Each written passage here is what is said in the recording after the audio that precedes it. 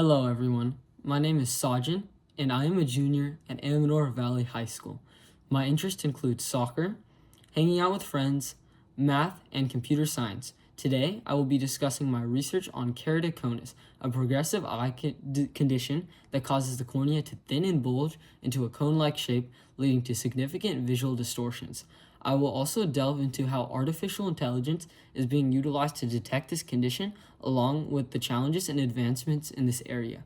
I was specifically interested in keratoconus as I was diagnosed at age 13 after having progressive loss of visual clarity. Diagnostics were extremely important in getting me the surgical treatment I needed and halting the disease's progression toward blindness. My hope is doing this research is to make it easier for others to be diagnosed and get the treatment they need. Background on keratoconus. Keratoconus is a bilateral, asymmetric, and progressive eye condition that typically begins in a person's second or third decade of life. In my case, that is not true. The condition was first recognized as a distinct disorder in the mid-19th century by British ophthalmologist John Nottingham. It affects the cornea, which is the transplant front part of the eye, causing it to thin and bulge into a cone-like shape. This structural change in the cornea leads to symptoms like nearsightedness, irregular astigmatism, and sensitivity to light. If not managed appropriately, it can result in severe visual impairment or even blindness. Prevalence and risk factors. Keratoconus is relatively rare with varying prevalence rates worldwide. Studies have identified potential risk factors including genetic predispositions, biochemical imbalances, and environmental influences like chronic eye rubbing and allergies. However, no significant difference in prevalence have been observed across different ethnic groups and sexes.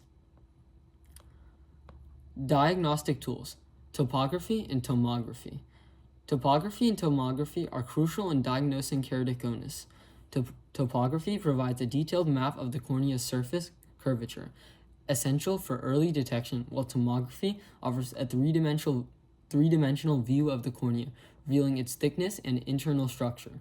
These tools are invaluable for both traditional diagnostic methods and AI-based detection systems. AI and keratoconus detection. My research focuses on the application of AI in detecting keratoconus. AI algorithms, particularly those involving machine learning, are trained on large datasets of corneal topographies and tomographies. These models learn to distinguish between healthy eyes and those affected by keratoconus, potentially identifying subtle changes that may be missed by human observation. Despite the promise of AI, there are significant challenges. The rarity of keratoconus makes it difficult to gather large, high-quality datasets needed for training AI models. Additionally, the early stages of keratoconus present very subtle changes in the cornea, which can lead to both false positives and negatives in AI detection.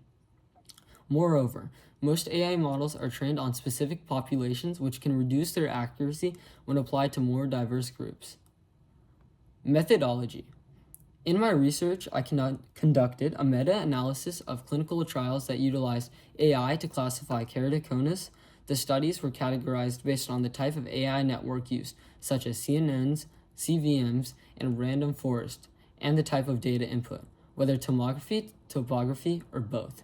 Statistical analysis was then performed to assess the accuracy, sensitivity, and specificity of these AI models and to examine the relationship between disease severity and AI performance.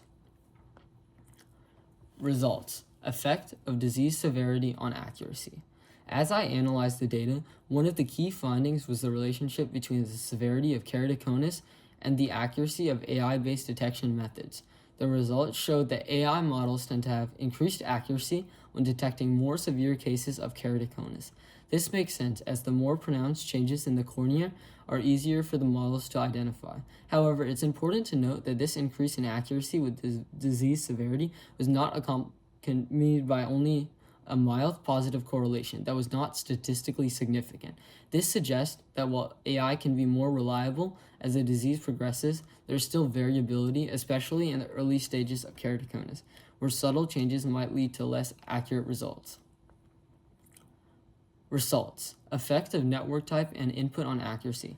In examining the impact of different AI network types and data inputs on the accuracy of keratoconus detection, the analysis revealed no significant differences. Whether the AI models were based on convolutional neural networks, random forest, or other types, the accuracy remained consistent, with a p-value greater than 0.05 indicating that the choice of network type did not significantly affect performance. Similarly, when comparing the input data types, whether the AI models use tomography, topography, or a combination of both, there is no significant difference in accuracy, again with a p-value greater than 0.05.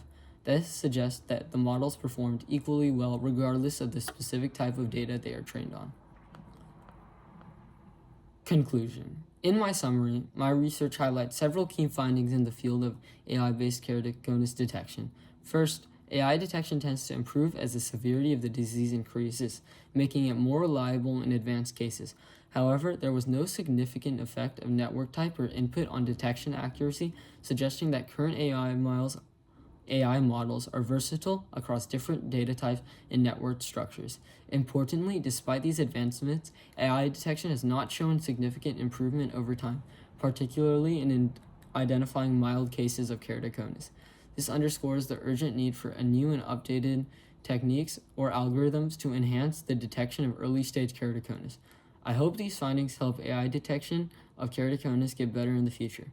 I appreciate the opportunity to elaborate on my findings, so thank you for listening.